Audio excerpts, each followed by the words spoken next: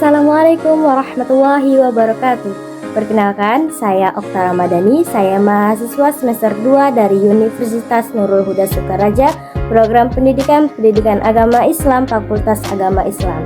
Di sini saya akan membagikan materi yang berjudul Kemunduran Dinasti Abbasiyah.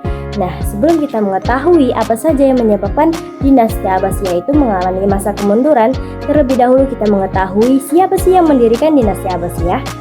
Dinasti Abbasiyah itu didirikan oleh Abu Abbas As-Sobbah yang memiliki nama lengkap Abdullah As-Sobbah bin Ali bin Abdullah bin Al-Abbas.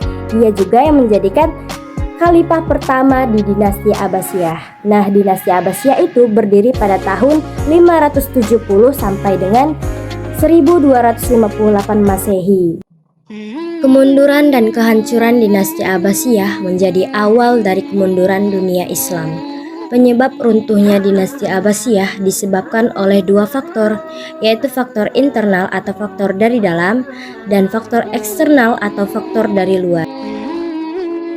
Faktor internal pertama yang menyebabkan dinasti Abbasiyah mengalami kemunduran adalah perebutan kekuasaan di pusat pemerintahan.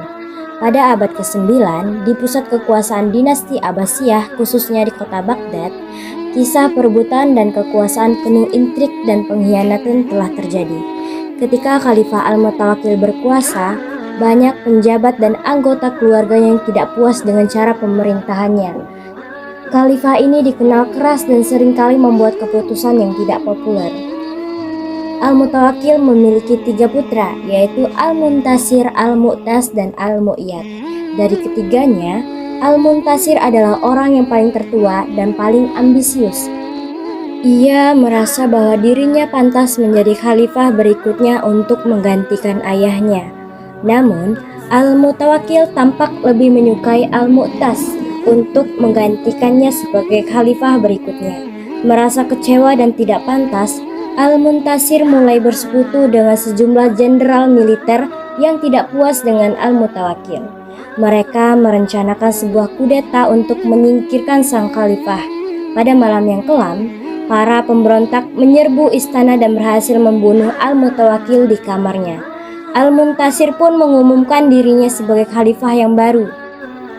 Namun, kekuasaannya tidak berlangsung lama. Meskipun ia didukung oleh militer, Al-Muntasir menghadapi banyak musuh termasuk kedua adiknya yang merasa haknya dirampas oleh Al-Muntasir. Mereka mulai merencanakan balas dendam. Al-Mu'tas yang didukung oleh para bangsawan dan penjabat tinggi diam-diam menggalang dukungan untuk menjatuhkan kakaknya. Suatu hari, ketika Al-Muntasir sedang memimpin rapat di istana, sekelompok prajurit yang setia kepada Al-Mu'tas menyerbu ruangan tersebut. Mereka berhasil menangkap dan mengeksekusi Al-Muntasir. Al-Mu'tas pun naik tahta dan mengumumkan dirinya sebagai khalifah yang sah. Namun, setelah Abbasiyah masih belum tenang, meskipun Al-Mu'tas berusaha mengkonsolidasikan kekuasaan, faksi-faksi lain mulai muncul, masing-masing dengan ambisi mereka sendiri. Dalam beberapa tahun berikutnya, kota Baghdad menjadi medan perang politik yang dipenuhi dengan pengkhianatan dan pertempuran internal. Faktor internal yang kedua yang menyebabkan dinasti Abbasiyah mengalami masa kemunduran adalah munculnya dinasti-dinasti kecil yang memerdekakan diri.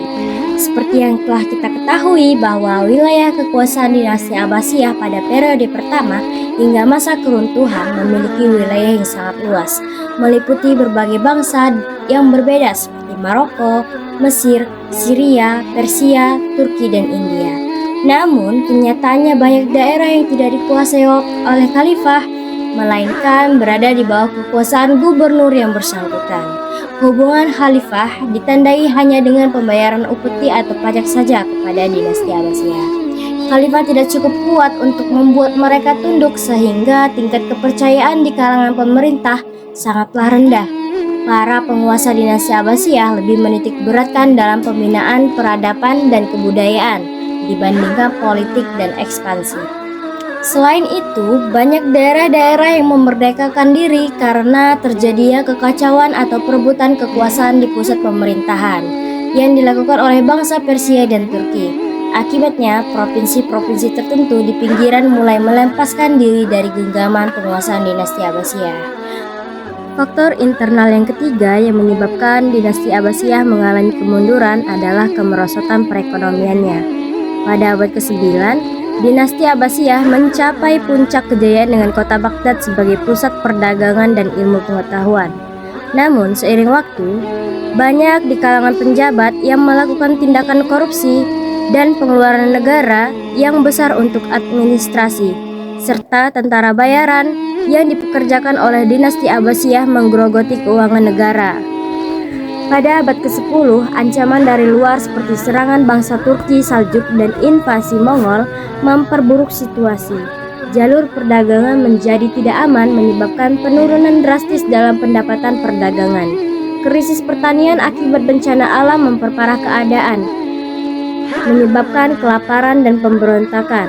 Ketidakpuasan rakyat memuncak mengakibatkan gerakan separatis dan pemberontakan seperti Jans di Basra. Puncak kemunduran dinasti Abbasiyah itu terjadi pada tahun 1258 ketika bangsa Mongol menghancurkan Baghdad dan mengeksekusi Khalifah Al-Muntasir. Nah, setelah kita membahas tentang faktor internal, ternyata penyebab runtuhnya dinasti Abbasiyah itu juga disebabkan oleh faktor eksternal, yaitu faktor dari luar. Faktor dari luar yang menyebabkan dinasti Abbasiyah mengalami masa kemunduran adalah terjadinya perang salib pada masa itu. Kekalahan tentara Romawi telah menanamkan benih permusuhan dan kebencian orang-orang Kristen terhadap orang Muslim. Kebencian tersebut bertambah setelah dinasti Saljuk yang menguasai Baitul Maqdis menerapkan beberapa peraturan yang dirasakan sangat menyulitkan orang-orang Kristen yang ingin berziarah ke sana. Karena itulah, pada tahun 1095 Masehi, Paus Urbanus II menyerukan kepada umat Kristen Eropa untuk melakukan perang suci, yaitu perang salib. Perang salib yang berlangsung dalam beberapa periode banyak menelan korban dan menguasai beberapa wilayah Islam. Setelah melakukan peperangan di tahun 1097 sampai dengan 1124 Masehi, mereka berhasil menguasai Nikea, Edessa, Baitul Maqdis, Akka, Tripoli, dan Tri. Faktor eksternal yang kedua yang menyebabkan dinasti Abbasiyah mengalami kehancuran adalah serangan dari bangsa Mongol. Pada abad ke-13, dinasti Abbasiyah mengalami masa kemunduran yang parah akibat serangan dari bangsa Mongol. Di bawah pimpinan Hulagu Khan, pasukan Mongol mulai menyerbu wilayah-wilayah Muslim di Timur Tengah. Pada tahun 1258, mereka mengarahkan serangan besar-besaran ke kota Baghdad, ibu kota kekhalifahan Abbasiyah. Setelah pengepungan singkat, pasukan Mongol berhasil menembus pertahanan kota Baghdad yang pernah menjadi pusat peradaban dan kekayaan dunia Islam. Dihancurkan dengan brutal. Perpustakaan Bait al-Hikmah yang menyimpan ribuan manuskrip berharga dibakar habis. Ribuan penduduk termasuk ulama dan cendekiawan dibunuh tanpa ampun. Khalifah terakhir Abbasiyah Al-Mu'tasim dieksekusi oleh Hulagu Khan, mengakhiri lebih dari 5 abad pemerintahan Abbasiyah. Kerusakan yang diakibatkan oleh serangan ini begitu besar sehingga infrastruktur kota hancur total, ekonomi lumpuh dan pusat pengetahuan hilang. Kekhalifahan Abbasiyah yang telah mengalami kemunduran selama beberapa dekade sebelumnya tidak mampu bangkit kembali dari pukulan telak ini. Baghdad yang pernah menjadi simbol kejayaan Islam berubah menjadi puing-puing dan menyisakan kehancuran yang meluas. Serangan Mongol menjadi penanda berakhirnya era dinasti Abbasiyah dan mengakibatkan disintegrasi politik serta ekonomi di wilayah yang dulu berada di bawah kendali mereka. Dunia Islam memasuki masa ketidakstabilan dan panjang dengan kekuasaan berpindah ke berbagai dinasti dan kerajaan yang muncul dari kehancuran tersebut. Nah, itulah sedikit materi yang telah saya sampaikan. Terima kasih telah menonton video ini dari awal hingga akhir. Eits, tunggu dulu. Sebelum menutup video ini, jangan lupa like, comment, and share sebanyak-banyaknya kepada teman-teman kalian agar kita bisa membagikan sedikit ilmu kepada mereka. Thank you for watching and see you next time. Slick back. No, slick back. That's what I said. Slick back.